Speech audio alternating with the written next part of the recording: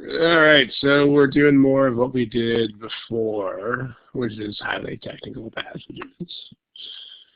So let's take a look at exactly what we mean by that. So again, here's the copyright notice just to get it on the recording. These problems are from the free gmatprep, except as indicated otherwise. So in fact, all of these are from the free gmatprep. Okay, so what we've said before, here's a passage. Here's a passage that's full of words. There are a lot of words in the passage. If anybody remembers what we said from before, or just in general, like what's the deal with passages like this? Can anybody summarize in the chat? Like why do they do this? Why do they throw passages like this at you? What skills are they testing?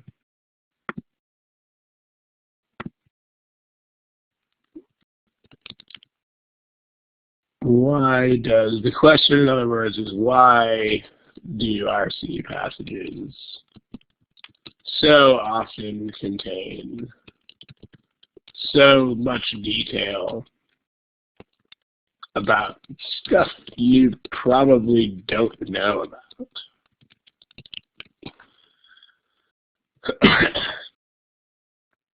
So confuse is, there's a couple of responses here that are interesting. There's a difference between these two responses, which maybe these two people actually meant more of the same thing than they're saying, but distract and confuse are very different things. I suppose they're both related in the sense that both of them are kind of, you're not getting the main message, but distract is you're not getting the main message because there are other things pulling your attention away from it.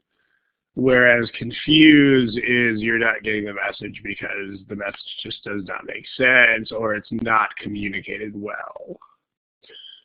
And in general, they're not, remember, like one thing about this exam is that nothing is really done in a way that is tricky or in a way that is a bad presentation. Those things don't really happen here. So confuse, honestly, is not really the point. The point is more like distract. So, and maybe the person who said confuse, maybe you actually meant something more like distract, but sure. So, yeah, that's one point. We'll see why in a sec, sure. And then get the main idea. See, learn how to synthesize. Okay, these are pretty good.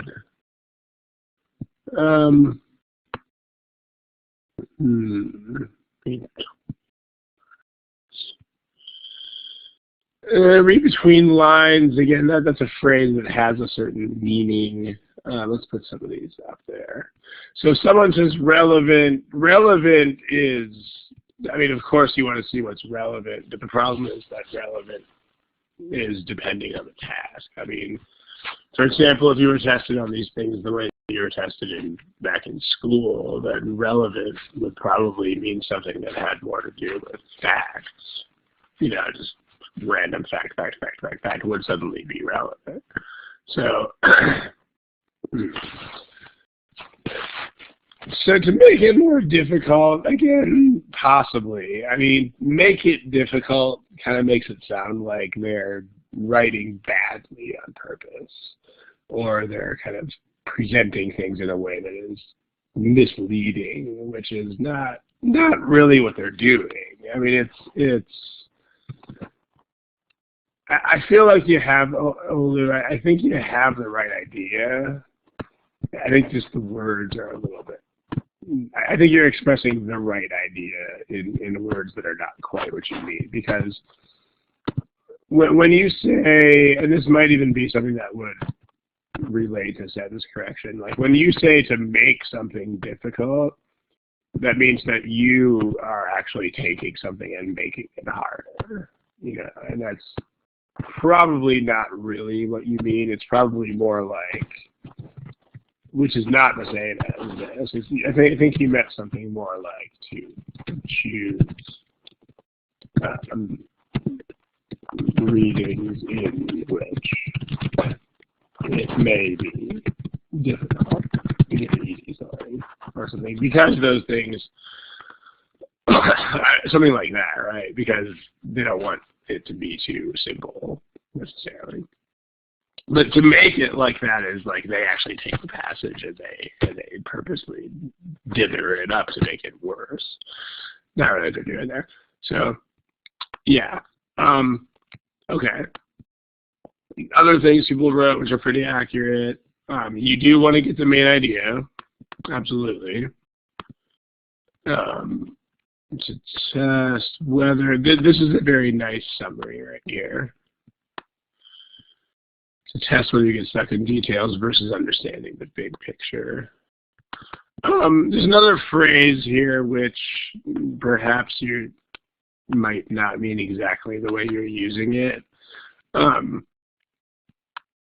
What this means is this phrase that's right here, reading between the lines. Yeah, at least in American English, when we say this means more like picking up implications that are not really there, or like a tone of it, or something like this, or like vague suggestions is kind of what reading between the lines is. And that's not really what they do on this test because it's a standardized test. I mean, they couldn't really make vague suggestions. So, I mean, with the detail-based questions, there's going to be very hard evidence for the choices that are correct. I mean, maybe you meant something different by that, but when we say read between the lines, reading between the lines is kind of like, if you write one of those very polite sounding letters that is actually really angry with the corporation or something like that, like because it's formal writing, so it still looks very polite, but actually you're really pissed. That's kind of what it means when we say read between the lines. So they don't do that here because there's no tone of the passage or emotional content, or like I actually don't mean what I'm saying, but yeah. The important stuff there is the point. Sure. So exactly. This is the best summary of what was typed there. Test whether you can understand the big picture without getting stuck in details. Because again, this is the GMAT. The GMAT is a test for people who ostensibly want to become managers. And this is what management is all about. It's all about not paying attention to details. Pretty much. I mean, there are exceptions. There are exceptions when your attention is called to details in particular. But basically, management is pretty much on some level not paying attention to details. Unless your attention is specifically called to them. So, and that's just reflected in both parts of the RC task. So unless your attention is specifically called to them. Okay. So this actually encompasses both parts of the RC, right? This is the main idea questions, the not paying attention to details part. And then the part where your attention is specifically called to those details. Because again, if you're the manager, then in some situation or another, you're going to be the final say on certain issues. So an issue lands on your desk that is about details. Eventually, you got to handle it. So this is both sides of the issue. Not paying attention to details is your main idea questions. Because that's the usual understanding that managers need. Okay, what does this mean overall? What does it mean for the client? What does it mean for the customer? What does it mean for so-and-so?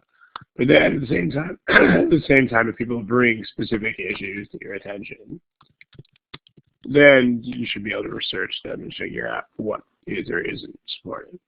So, okay, well, let's take a look at this passage that's on the screen. So remember, the deal is when there's a bunch of stuff, it's kind of hard, it becomes harder to just reduce it to a main idea. So let's just make sure that we remember, what do you do when you first read the passage? Like, what should you be doing when you first read in quotes? Because it's not really reading, so let's put it in quotes. What should you do?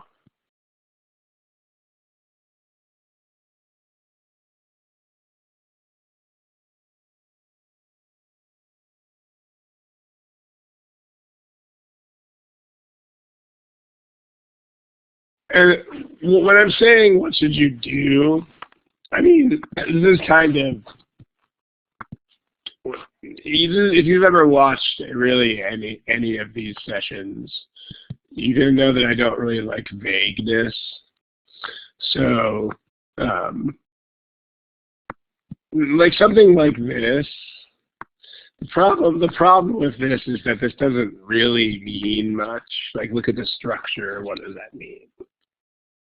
Like, I'm looking for something where you should actually give instructions in terms of what should you do.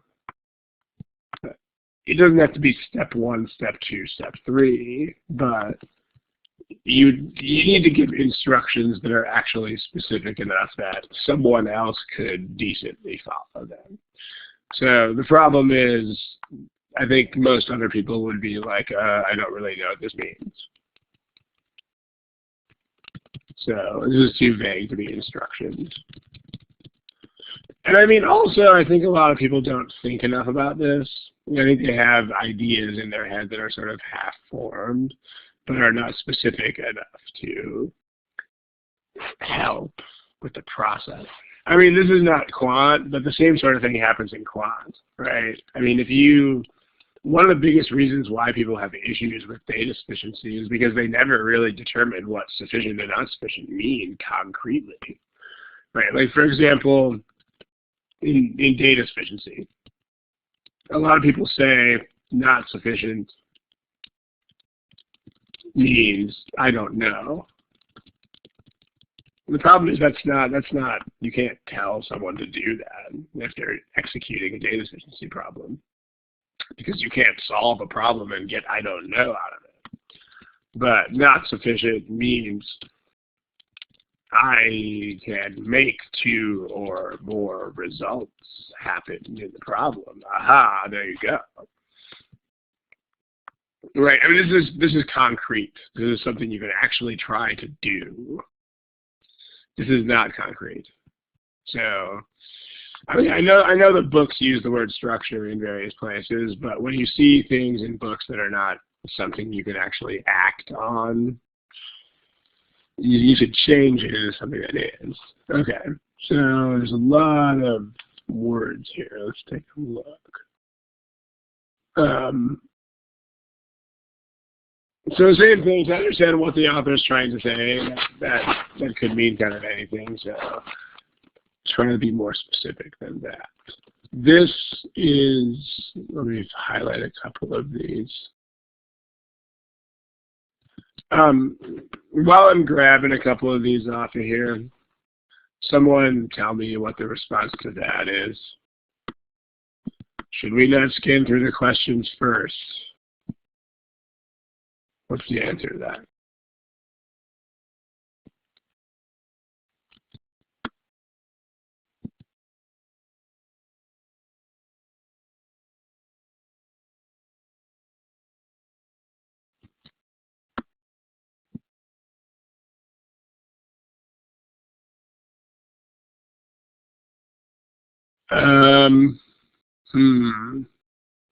Yeah, only one person really gave the right answer to that. I mean, you know that you can't. It's physically impossible. I remember how this works, right? There's no such thing as scanning the questions. I mean, you can't move forward or backward through the questions. So this is not even a thing. It's not even possible. But also, I mean, you shouldn't, if the first question is a detail question, you should definitely not look at it first.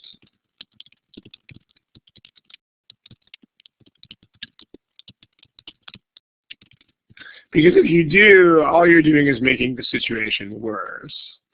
Because consider, I mean, eventually you're going to have to get the main idea anyway. But if you waste your time looking for the first detail first, if you look for this detail right away, you will have absolutely no idea where to find it.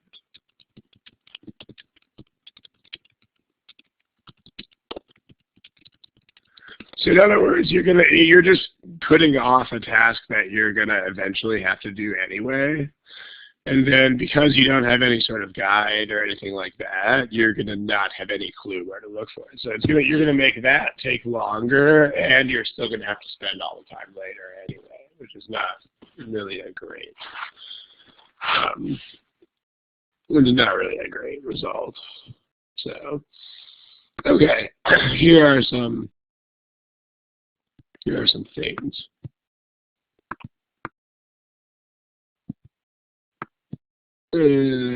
Some things that people wrote. I like this table of contents. I think we've presented it as like this way before. Just think about what a table of contents is. What a table of contents does is two things. Like, think about an actual table of contents from an actual book. And I mean, Gabe, if this is what you mean by a passage map, then that's it, if it means something along these lines. But again, remember, you would have to, if you were giving instructions, you would have to explain to somebody what passage map means. Whereas table of contents, that's if you've ever looked at a book before, then you understand what a table of contents is. So that makes this a better concept to use. Because if you think about it, this is a very good analogy for what you want to do. Think about what tables of contents do. I mean, how are they made?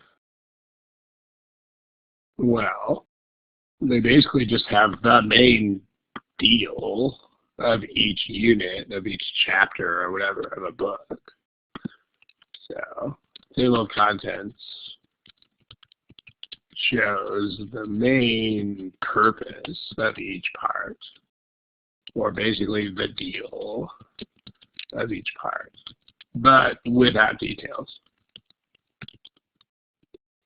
So in terms of main idea questions,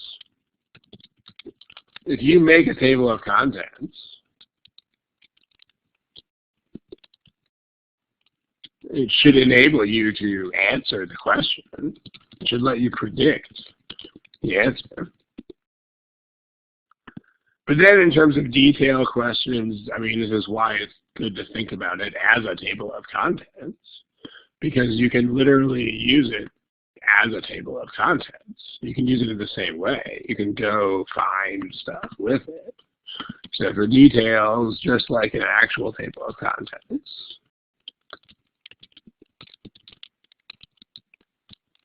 your table of contents should help you find stuff faster. Okay, so keep that in mind. So there's a passage on the board, and you may have been doing this for some time already because it's been on the board for a while. But take about, and again, the point is that this is not enough time to read through all the words. Let's say take 1 to 2 minutes to make a table of contents for the passage on the board. So just do that. If you're going to take notes, take notes. I would suggest taking at least some skeleton of notes just to maintain your attention. But at the same time, if you want to experiment with not taking notes, you can. Just try what works for you. Take 1 to 2 minutes, give it a shot.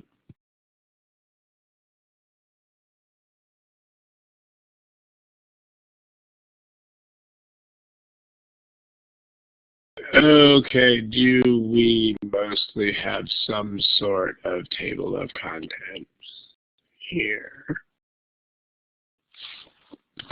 Probably have something. We'll produce an example here in a sec. But here is something you might want to do. Again, I'm always going to put might in front of this because you might want to, you might not. Depends on your personal preferences and your style of learning and all that stuff. What you might want to do first is make a table of contents as you go. But then you might want to go back after you're done. You might want to make an even more condensed version. What would be the point of that? Like, why would you want to bother taking notes? Because the table of contents is probably kind of condensed already. So what would be the point of making an even more condensed version?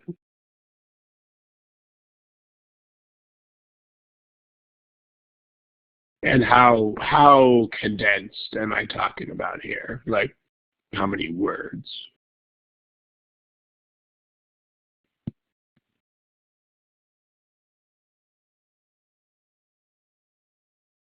Like, actually, how many words? A number of words. So like 5 is not bad. Yeah, 3 to 10 is probably about, 10 is still more than I'm talking about here. But maybe 10 max, right? Let's say 3 to 10 words. Let's say 5 to 10 words. Because why? What is the point of doing this in so few words? Not random. It's a lot more specific than that. And it's a lot more specific than that, too. I mean, why are you even doing this? Ultimately, we do all of this so that we can do what with it?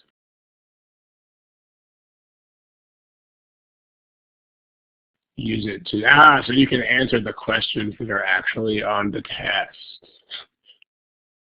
I mean, remember, guys, you got to have goals. You have to have goals that are specific. I mean, it took about 8 responses before somebody said, I need to use this to answer the questions on the test.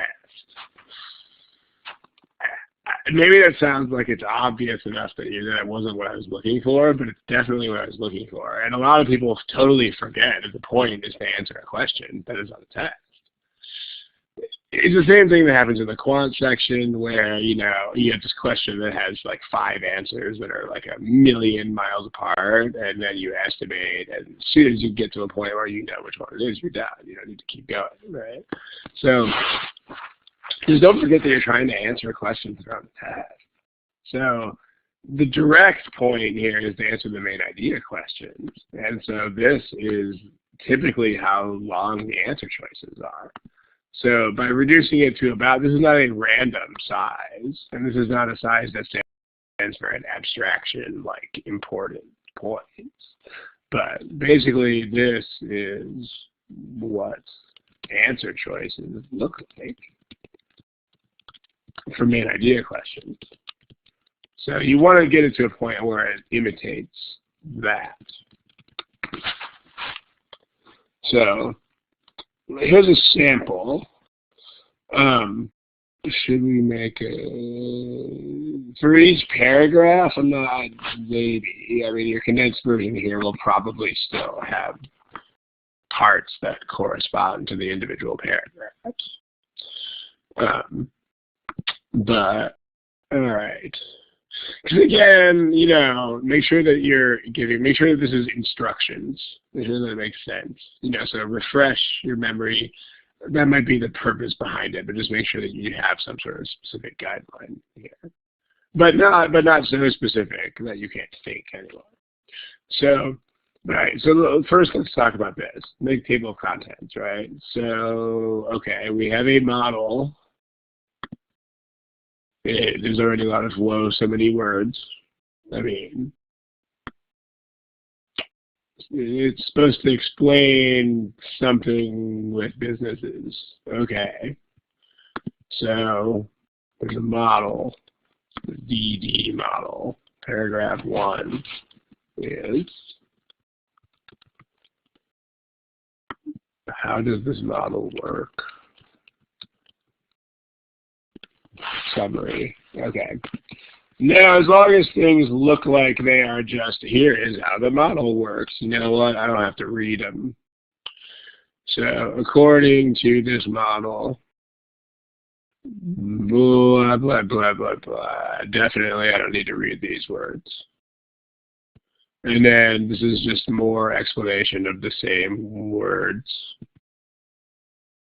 This is just more at low density levels, blah, blah, blah. This occurs because blah, not much reason to pay attention to any of that.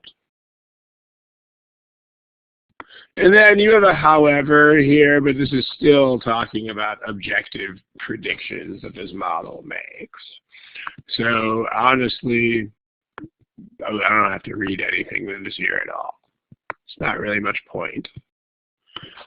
So if you spent more than a few seconds scrolling through this part, that's a less than optimal use of your time, because this is just specifics of the model or predictions that it would make.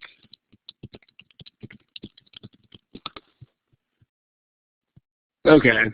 I mean, you can write that in the notes if you want to. Specifics or predictions. But that's it. I mean, to reinforce this whole table of contents idea, like if you happen to spend more than, say, 10 seconds just meandering through this part, I mean, imagine that you get paid to make tables of contents. Like, you do that. You do it for a living. And you get paid per tables of contents that you make. Imagine how much of a hurry that you would be in to get through this part. I mean, this would not be slow. You would probably not get caught up in these details unless they were, for some reason, of interest to you. You want to get paid. You want to just make the thing and get on with it. And so once you write down, okay, this is what it is, your job here is done. Predictions. Okay. Now let's look at this next part. When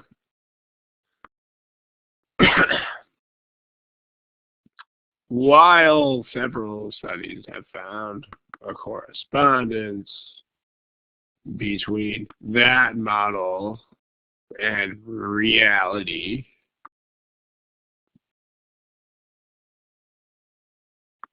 also sometimes it has not matched that. So, and what you might want to do, like when you see these kinds of sentences that are clearly like headline type sentences, just make sure that you understand what they mean, and what understand implies is like, can you explain this to a 9-year-old? Is the way that that's the standard that I usually apply, at least. So what does it say?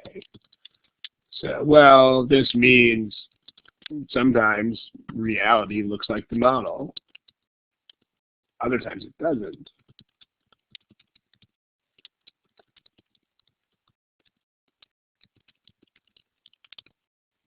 Okay, that's pretty much what that says.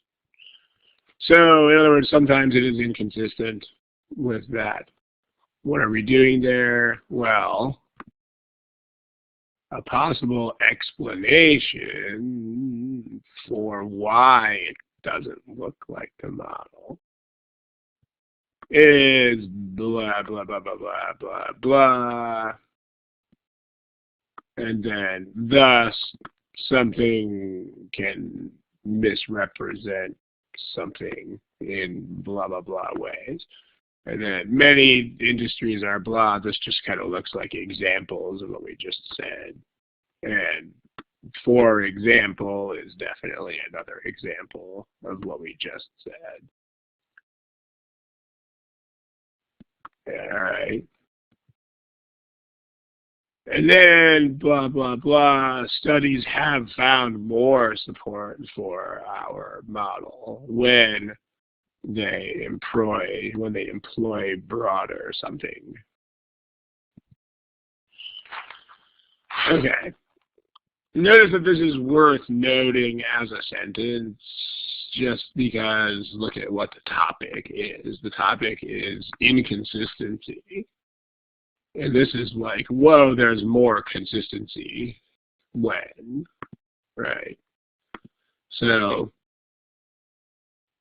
that is big relationship to this, as opposed to just seeing stuff about tech firms and new firms and international firms and stuff that's clearly just details.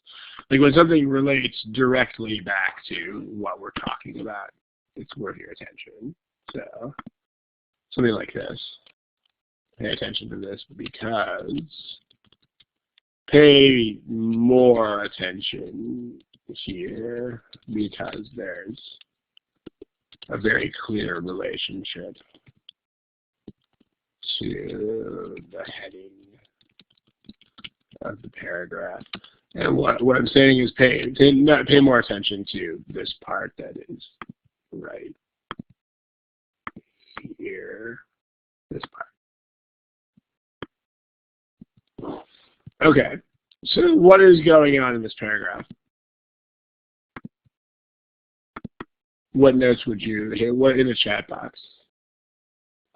What might you have taken for paragraph 2? Because paragraph 1's easy, right? It's just, okay, boom, here's a model and here's what it says. It's kind of all of paragraph 1. Not much hard there.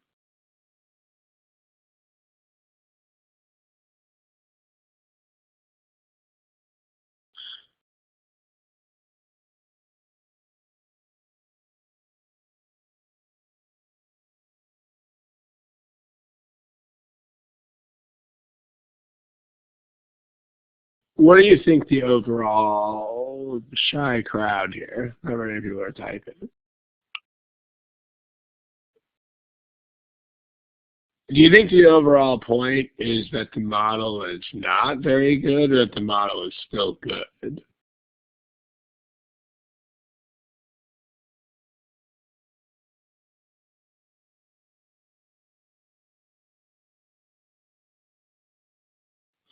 So we have opposing opinions here. I mean, we have like better than nothing makes it sound like not very good. So a couple people are just saying not very good. So here's where you have to employ your everyday normal common sense and just kind of think about what would happen if the same thing occurred with a more closer to the ground topic of conversation. Like here, let's say this. So, okay, the U.S. government, or like the U.S. health system, for example, uses the body mass index. You may have heard this thing, BMI, they call it. As a measure of whether an individual is overweight. Okay, and then there's some details about this. It's a formula with, it's actually a formula with that only takes account of height and weight. All right, now as far as the second paragraph here, here's an analogy of what would be in the second paragraph. So for some, for some people, like for many people, this measure correlates with actually being overweight. On the other hand, for some, people it doesn't. So in particular, so for others, it doesn't. And then, for example, if you are a guy who has a lot of muscle mass, then it will say that you are overweight even if you're not. So blah, blah, blah, blah, blah, that content would be in here somewhere, you know, like according to the BMI. Men with lots of muscle will always be overweight, even if they are very, very lean. So, but then this last sentence is kind of like, for example, the BMI is a better measure as long as you take that into account. So as long as you take muscle mass into account, this you can use the BMI. You can adapt it to this group too.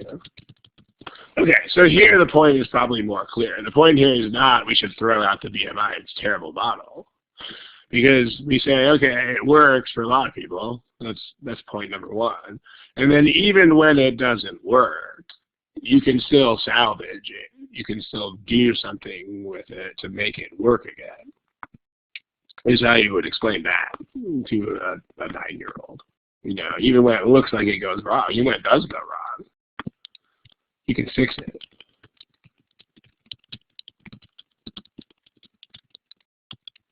You can tweak it, you can adjust it.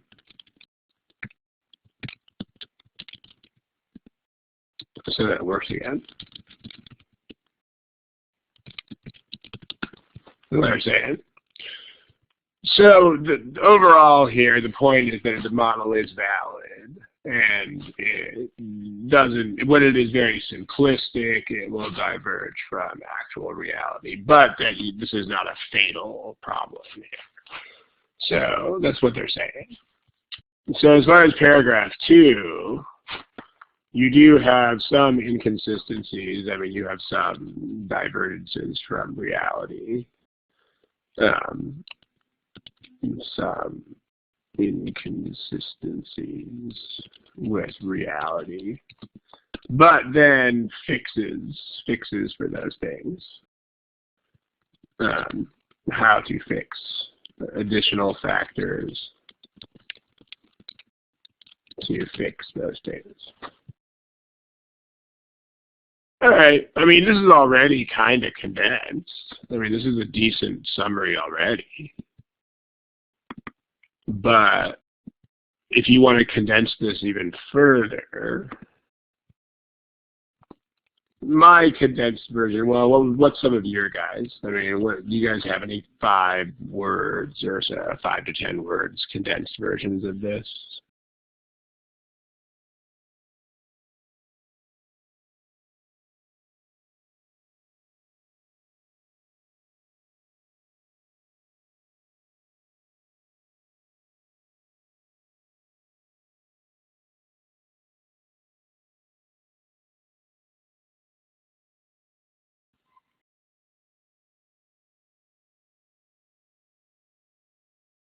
We have one ready to go. If it's, yeah, it shouldn't take too long to type in the chat. It's got 5 words.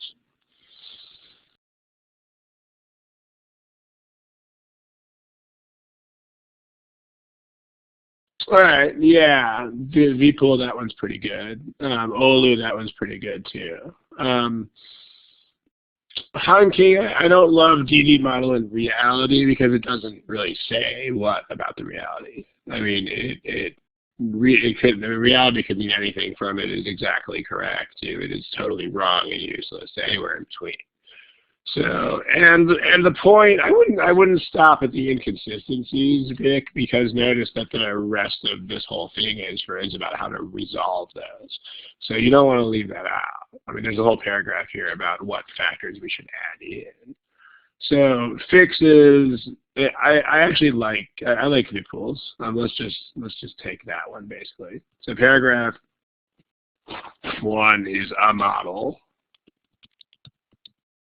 And paragraph 2 is potential problems, potential shortfalls. And then let's call them refinements to the model. Because that's what paragraph 2 is. It's kind of like saying, as long as we take into account these extra things. With our analogy here, as long as we take muscle mass into account with BMI, then BMI is okay. It's like that, which is basically what Bippel said. But when you write, for the second paragraph, make sure it doesn't just say like model in reality, because then you're not saying what it does or doesn't do. And then also don't stop at inconsistencies, because the point is not that there are fatal inconsistencies. The point is that you can resolve those. So here's the deal. Now we have 2 things. I mean, in general, there's not a ton of difference between these 2. These 2 are pretty close to each other. But these 2 that are about to appear on the board. In general, there's going to be a bigger difference. So the idea is that you have 2 versions of your table of contents. This version is going to be, in general, more helpful for finding details. In other words, for use as an actual table of contents, literally.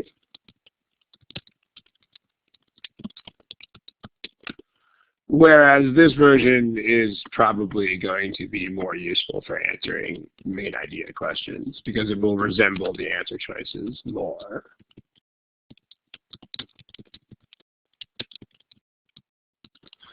So, okay, if you have just so that we don't have to reinvent the wheel every single time here, here is a main idea question. We've talked about this, I'm pretty sure we talked about it in our last session, which was 3 weeks ago. So the point with main idea questions, let me give you guys the answer choices. The point with main idea questions is that you should be well equipped to answer them already. So do not look at the answer choices first. Look at your notes. Predict the answer by yourself. And look for a match in the choices.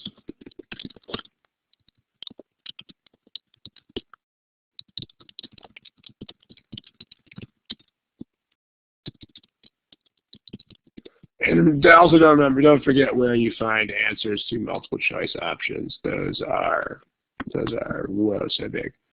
Those are here.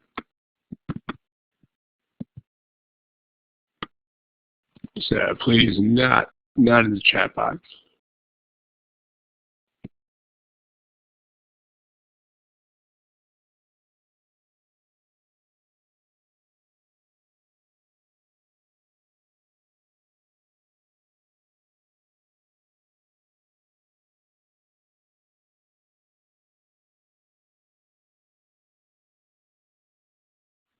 Okay.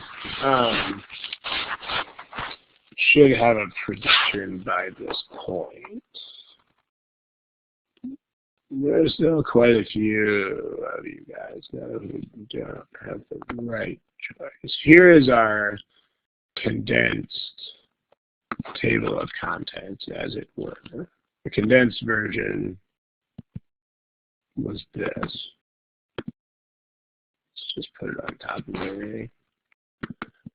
Okay, so there's a model, and then there are shortfalls, but then we fix those. So if you look at this table of contents condensed version, I mean, it should be pretty clear that the right answer is E, because you can refine the model so that the shortfalls are addressed. So that's E. This is what we want. And notice that it says primary, which means we are only looking at which of these is more important. So, I mean, the most important part is not to point out that there are issues. The most important part is to point out that those issues can be addressed by adding in extra factors.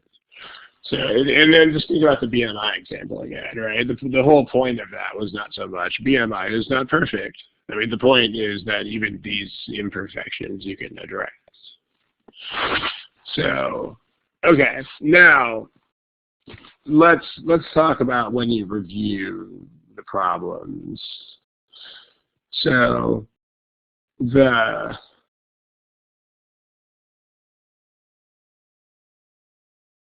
talk about these answer choices and stuff. So let's take a fresh screen here. Let me grab this problem and take it over to another screen. Okay. So, all right.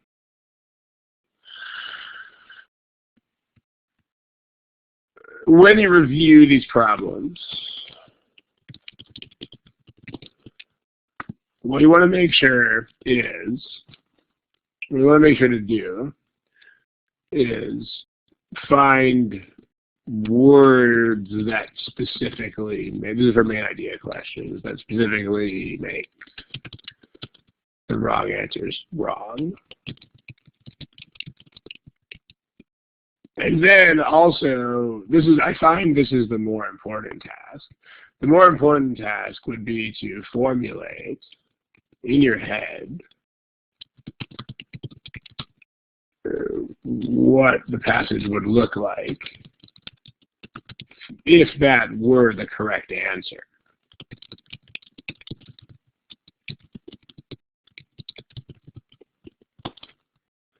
So meaning if you, actually nobody picked A, but if, like for example, if A were the correct answer to this problem, the passage would be like, okay, if that were the right answer, there'd be a model, but then there would probably, maybe not 100%, but there would probably be some counter evidence. And then the passage would conclude on the note of like, is this even a valid model at all? Like, does this model even have any validity? That doesn't happen in this passage. Okay, choice B. I mean, notice the words of B. I mean, you got to read these things carefully, guys. Notice this word. This is a word. This word means something. This word does not mean inconsistent with reality, which is totally a different thing.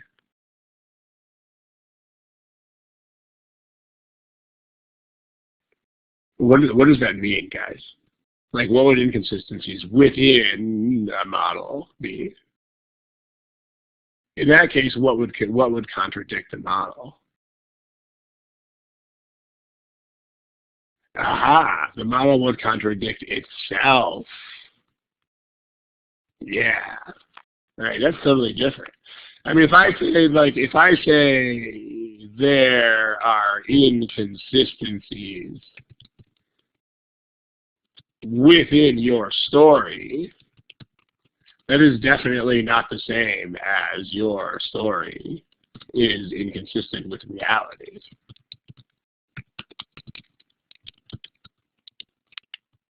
I mean, notice that this first version means you're contradicting yourself. And the second version means you're lying.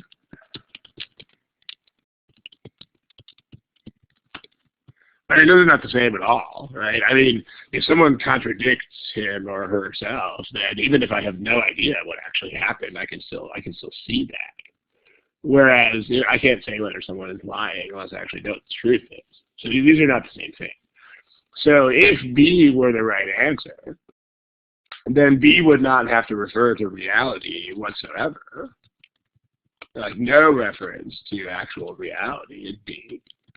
Like, B would just say, here's how the model works, but then it would say thing A in the model seems to contradict thing B, which is also in the model.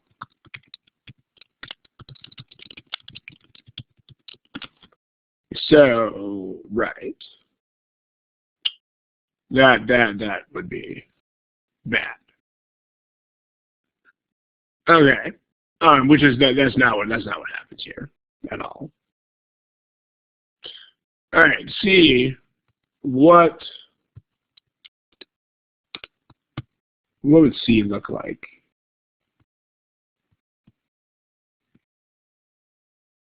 I mean, notice in particular that the author would have to actually do this.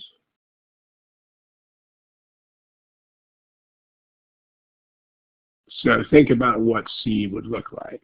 And C would have a model.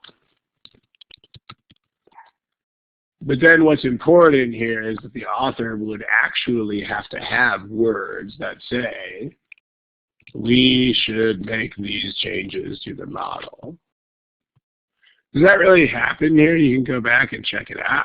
I mean, here's the part where we blacked out a lot of stuff. The author is not actually advocating any changes here.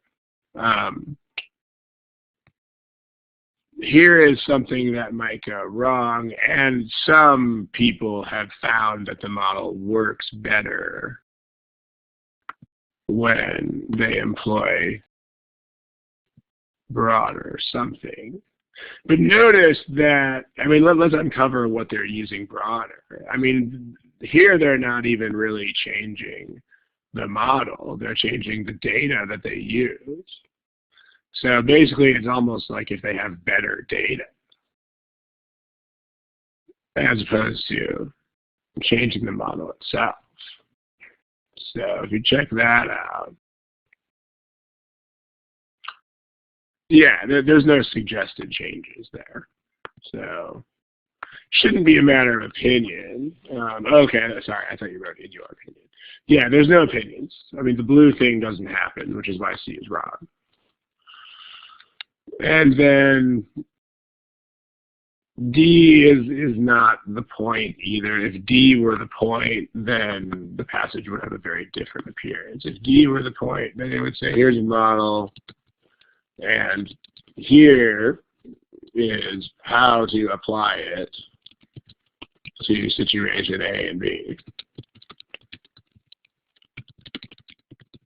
which is not what the passage does. So, doesn't do that. Whereas why it ranged out. So first is a model, inconsistent research results, like, you know, in some applications it's not perfect. But then how's here, why it remains valid. So resolution, why not? Why does it look, why does that happen? And then there should be some sort of explanation of a reason that is not a fatal flaw in the model itself. Like there should be an explanation. It should be something other than a flaw in the model. And that's what it was here. Like it was, the explanation here was that if they used these extra data, then they get. So this is the, I mean, when I find those, this is the most important step of review. Like try to take those answer choices and notwithstanding the words that are actually in the passage, just try to make up passages in your head that would support these choices. And you'll find that these are not small differences. I mean, these are big differences. I think a lot of you guys pick choice B, boy, but notice how different that is. I mean, it's super different. Like B not only would not mention any reality-based results, but it would also point out that the passage was talking out of both sides of its face. So choice D would just be, here is a model and here is how to apply it to some situations, and that's it. That's all it would be. So that whole stuff, I mean, basically D, not only do we not really illustrate it too much, but this would just ignore everything that's going on in the second paragraph. The second paragraph's not addressed here at all. Okay, now let's do some details stuff. Here,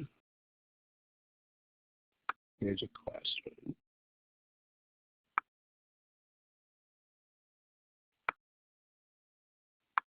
And here is the condensed table of contents.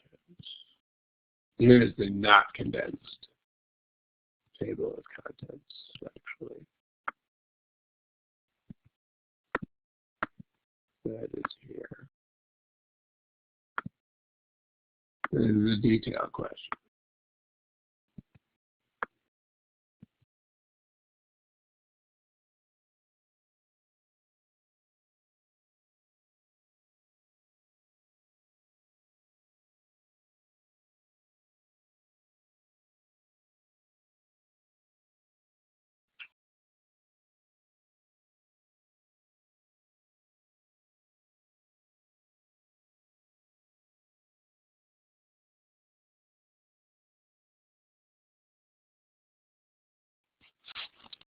Should be finishing this one pretty soon. You have to guess, then just guess. But make sure that you are not staring at the same words.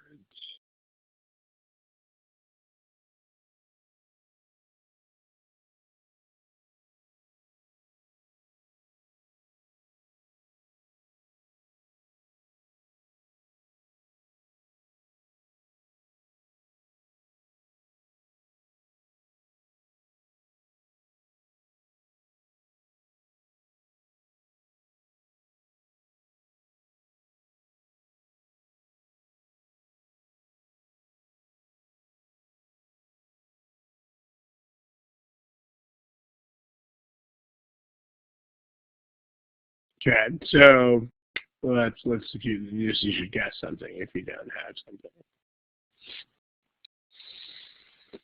Remember what the point with detailed questions is. The point is that you have to pick something that must be true. So you're basically proving stuff. You're basically just recycling information. So when you have detailed questions, that's how they work. Right? The correct answers will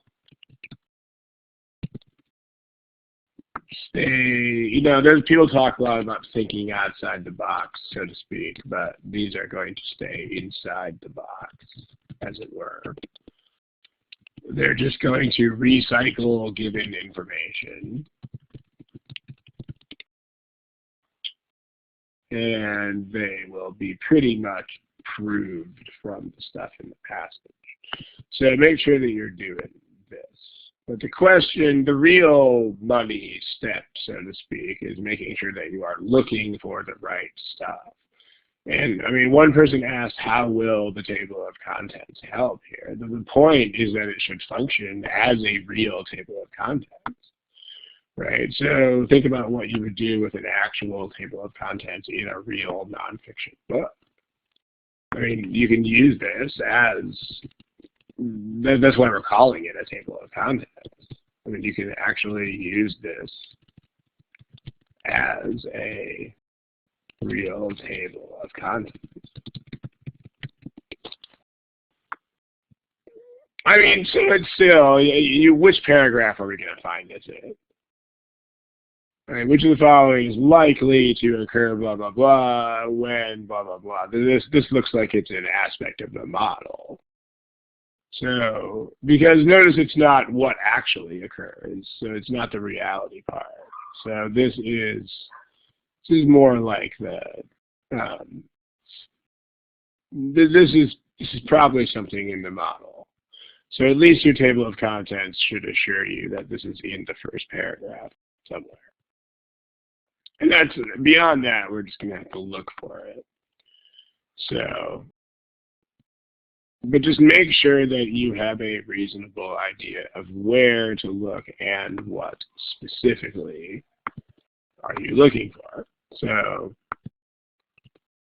where, the answer to where would be paragraph 1. Now, what specifically am I looking for?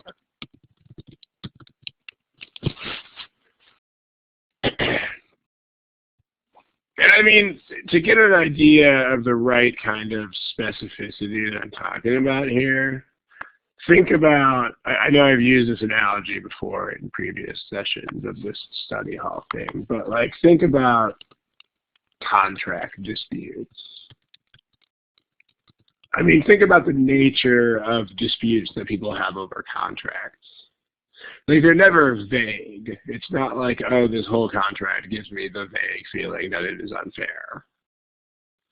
That's not how it works. I mean, contracts are about incredibly specific things, like, according to the law, anything over 8 hours is considered overtime, but when the time switches back from daylight savings to standard time, that is 9 hours, but looks like 8 hours in the timesheet, so therefore we are not being paid overtime when we should. That's the kind of thing that people dispute in contracts. Incredibly specific things that are about incredibly specific details. So meaning that even if the contract or the relevant law were hundreds of pages long, you could still know exactly where to look. You'd be like, it's not just like, oh, this is a question about overtime, or, oh, this is a question about hours and wages. It's like, dude, this is a question about how the overtime law applies when the clock shifts back by an hour. Specific. So until you know that much specifics, you should not go looking for randomness. So what are you specifically looking for? You're looking for when this reaches high density. So, and there's not really a ton of ways to say density other than density. So why should you condense it? Because condensing it makes it easier to answer the main idea type questions. And remember that your uncondensed table of contents will usually be longer than this. But this one is kind of surprisingly short. So in other words, the condensing is not for this kind of question. The condensing is for the other type of question. The condensing is for main ideas. Because when you get this into like what Vic said. Like when you get it into 5 words, it'll look more like the answers to the main idea question. Okay, so this high density level, if you look at that, and then also the question is, if there were other types of firms discussed, then we would also have to pay more attention to make sure that we were talking about specialist firms. But notice that the model is only about these kinds of firms. I mean, other types of firms are not even discussed. So we don't need to pay as much attention to that because no one is talking about any other kinds of firms. Because, like, in a different passage, if you had, like, here are 5 different kinds of firms, and here's about when they're all at different densities, then we would have to pay attention to that. But here, the orange thing is not as much of a thing, because other firms are not even relevant here. So the real key word that you are looking for is high density level.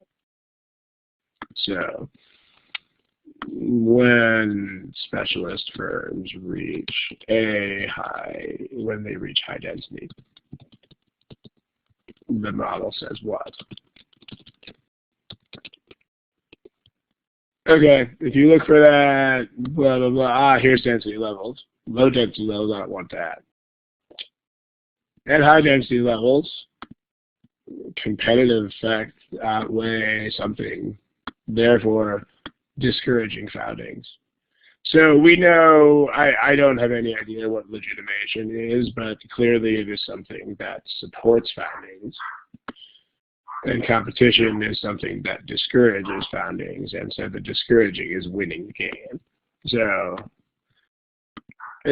I'm not going to write all this down in my notes, but competitive effects which work against foundings are stronger, is what it's saying. It's explained to a 9-year-old. Legitimation, I have no idea what that means at all, but it is clearly something in favor of foundings. Is weaker, and so foundings will not happen as much. That is pretty much exactly what choice A says, and it has nothing to do with what any of the other choices say. So, as far as the wrong answers here, you don't need to spend as much time thinking about them as you do with main ideas, because the wrong answers here are all just like, whoa, look, they didn't even talk about those things. Or in the case of choice C, it is the direct opposite of what they said. Right? They said foundings will be discouraged. So choice C says white when you want black.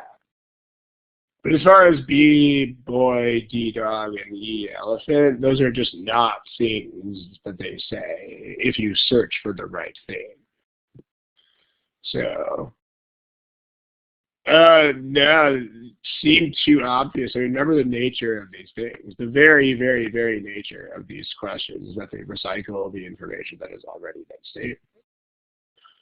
So, like pretty much every single detail question. I mean, if you've done more than if you said too obvious, then you're probably new to this, or at least I hope so. Because if you've done more than like 5 or 10 of these questions in your life, then you will definitely know that this is always how they work. I mean, they have the answer that looks. I mean, the answers almost always are things that look obvious once you have found the correct stuff, because I mean, just make sure that you guys understand that. I mean, this is, by the way, just miscellaneous point of writing English. When you use to in this way, it has 2 O's. So this is actually a big mistake because it's really hard to read for the reader if you put 1 O there. But just make sure that you understand why this is how the questions work, because this is how they will always work. Like really always.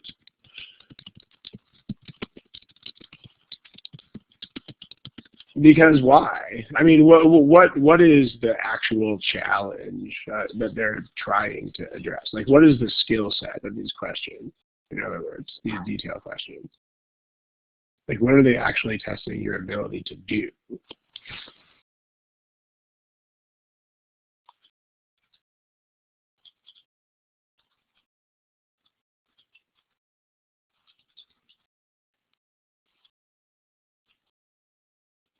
They're testing your ability. I mean, again, comprehension is one of those words that means nothing. It's kind of like structure, or this food is good for you. Vagueness is bad. It's finding. If you think strategically, that doesn't really mean anything. I mean, again, think about instructions. Instructions, people. Can you tell someone, hey, think strategically? No, you can't. The skill set is finding things. It's true some managers are good at vagueness. That is true. On these detail questions, I mean, the main skill set tested is your ability to narrow a search and then find stuff.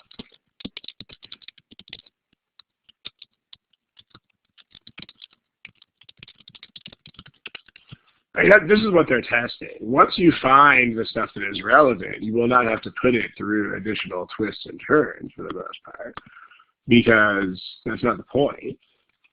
I mean, if you think that you have to transform the statements, that's a different kind of question. Like, if you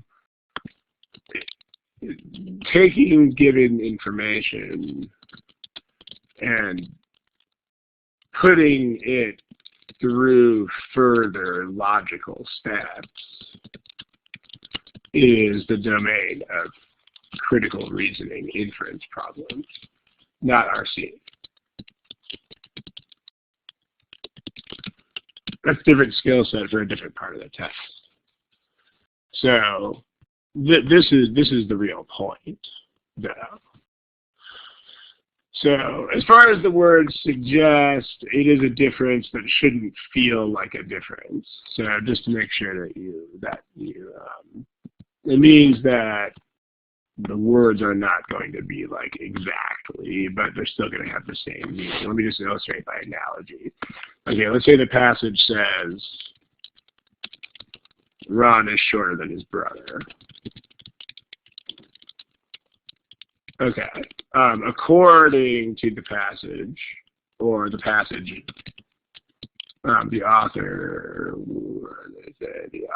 states that, or indicates, Ron is shorter than his brother. The passage suggests or implies Ron's brother is taller than him. Or something like Ron can walk under some objects that his brother would have to duck under.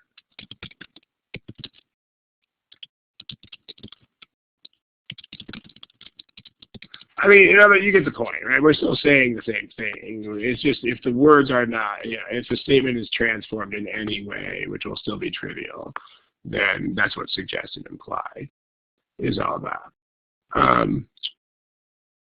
Let me know if that makes sense. There. Okay. All right, this one, I can throw it up there, although we will have very little, oops, that's not the right page. We will have very little time to discuss this one after we're done with it, because I do have to pretty much cut it at exactly 1/2 hour. But here, yeah, same thing with different words. That's pretty much the deal. So try this one, and then we will spend 2 minutes discussing it, and then we will kill it. Give it a shot.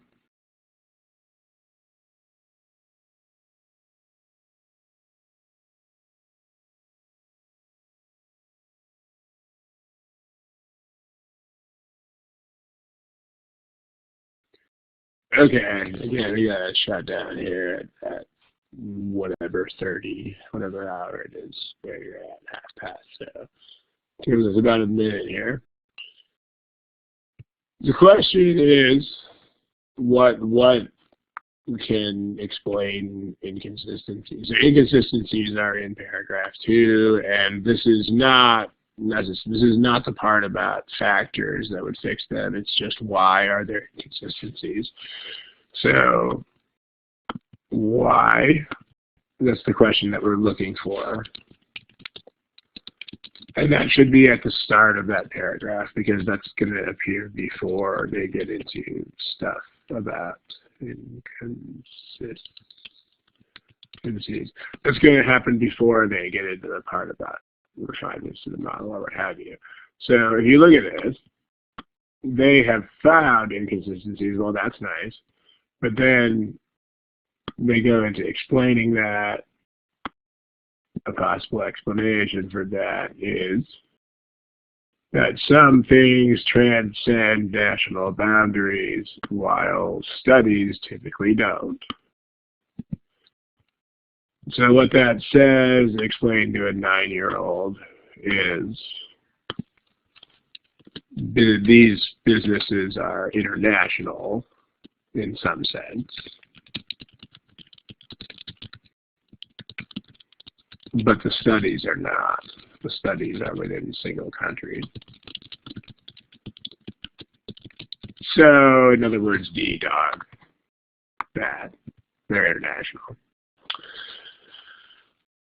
And then you just have discussion of that. Like if you look a few lines ahead just to make sure they're not giving additional reasons, you'll find that they aren't. Like thus, a national level analysis, blah, blah, blah. Many industries are becoming international, blah, blah, blah, blah, blah.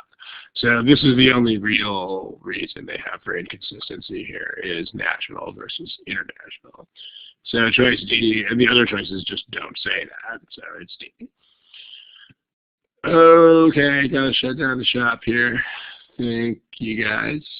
And I do believe that the next session is in 2 weeks, I think at the same time. Alright, gotta kill it. Thanks again.